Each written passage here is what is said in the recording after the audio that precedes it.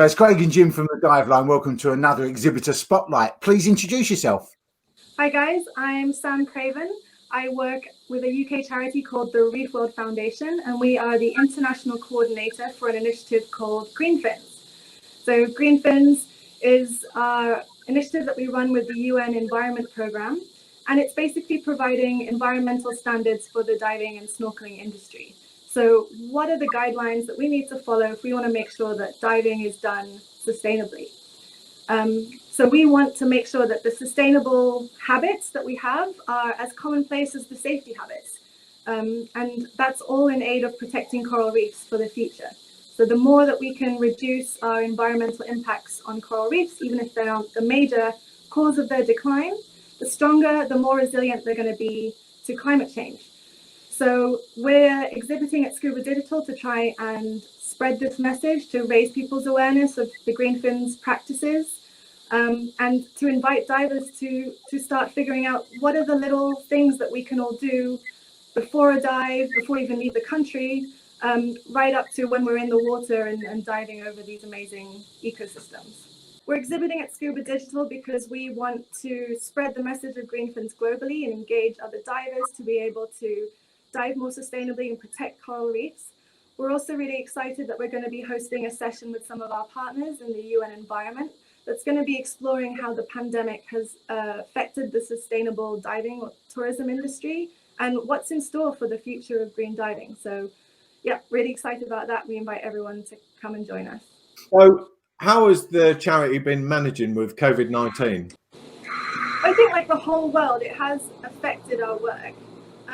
I start by saying we're quite lucky. Our team is sort of split between the UK and Southeast Asia. So we've got elements of remote working already. So that wasn't so much of a shock for the team and our work. But obviously the field work that we do, we go and we work with governments to implement green fins. So for example, we've had to postpone launching green fins in Japan and in Guam. So hopefully we'll do that when we start opening up again. We were on a path to sort of improving the charity's digital presence anyway, like that had already started. And then of course, COVID has just completely catalyzed that and accelerated it. So it's been exciting to actually shift focus a little bit, get used to being at home all the time, and yes, see what we can do to spread these messages, because tourism is going to come back. I mean, you guys must feel it. I do. I can't wait to go somewhere else at this point, even if it's just for a day. So I really believe when diving starts happening again, you know, there's a lot of us that are gasping for compressed air. So when we do get back in the water, what can we do to make sure that we can keep going back and visiting reefs for the future? How does sustainable diving actually protect a reef? That's a really good question. I think it can be really hard as a single diver to even understand what impacts that you're having. And from an operator's point of view as well, you know, we're operating right by the coast, often in tropical countries, and have coral reefs around them. So we need to be thinking about what are the risks to the environment that we pose just by simply doing our daily things, you know.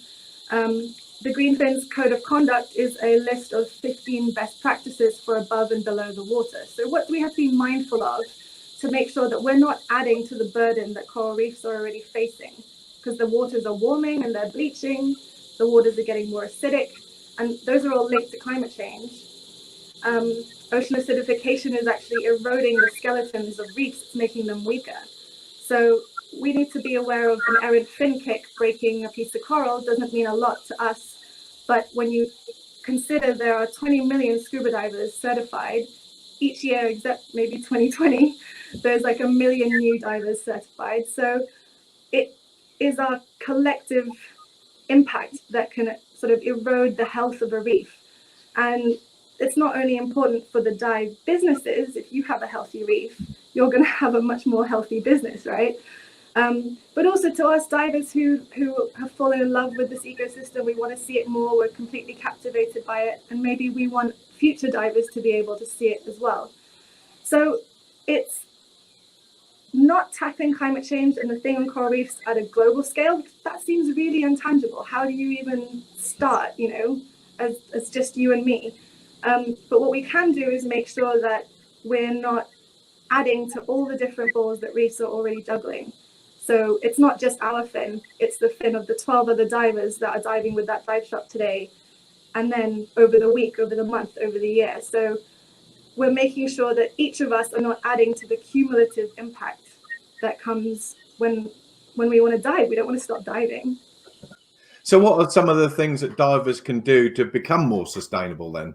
I think an important one, and we're talking about sort of business recovery with COVID, I think it's putting your money where your mouth is in terms of choosing operators that have values that are aligned with yours when it comes to how you want to interact with a reef. So Greenfin's members is one way to tell that. We really encourage people to book with them, but there are other labels out there that people can have a look at. And I think, when you're diving by yourself, like looking at your own practices, make sure your hoses are clipped in, so they're not dragging around. That saves you money on, your equipment repair as well. But it means that you're not touching the reef. It means working on your buoyancy to make sure that, your fins are up and away from the reef. That's the most common way that people can contact the reef. It means resisting the urge to touch things or manipulate them. It might even mean, tipping your dive guide because they helped correct your position to protect reefs, rather than the dive guide who breaks something to manipulate something because they think that's what you want for a photo or whatever. So, the list is very long. What's exciting is that we have this platform with Scuba.Digital to start sharing this even wider. And also in the coming months, we're going to be launching a Greenfin's Diver e-course, which is going to take you through step by step, before, during, and after a dive. What are the little changes that you can make to make sure you're having a net positive effect with diving rather than anything that's potentially negative to the environment?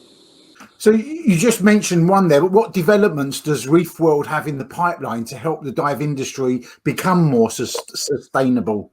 We've already got the dive guide e-course. So the diver course will sort of add the other side of that. So the dive guides and the divers can work together to make sure, like, each time they're going out, they're doing that in a way that doesn't impact the environment as much. Through our work with government, they work directly with dive operators in their countries to assess their compliance to the code of conduct, to give solutions and tools so that they can keep on improving. But I'm sure, everyone understands it can be fairly slow to work through the government process, even though that's long-term sustainable. And we want to be able to get these messages out to people in a much more global context. So we're going to be developing a digital membership for operators whose governments haven't adopted Greenfins yet. So there's going to be another route that people can take to make sure that they've got the guidance, the tools, and the solutions. It's not just pointing out what are you doing wrong, but how can you improve, and what are the things that you need to make sure that you're influencing your operation. Well, that all sounds fantastic, and it sounds like a brilliant charity as well. So how do people contact you, Sam? Well, they can find Greenfins on social media. So Facebook, Instagram is probably the most active for it. The website greenfins.net is where people can find the dive guide course and also a list of members per country. So members are operators that are already on the sustainability journey. We all have to start somewhere. And we're looking for progress, not perfection. But if people want the creme de la creme, we've also got a global top 10 list. So those are the ones, the operators that are performing the best when it comes to environmental standards. Excellent. Well, as divers, Jim and I obviously encourage every other diver to have a look at your website and see what they can do to dive more sustainably. We hope that you have a great show, and thank you very much for coming and joining us.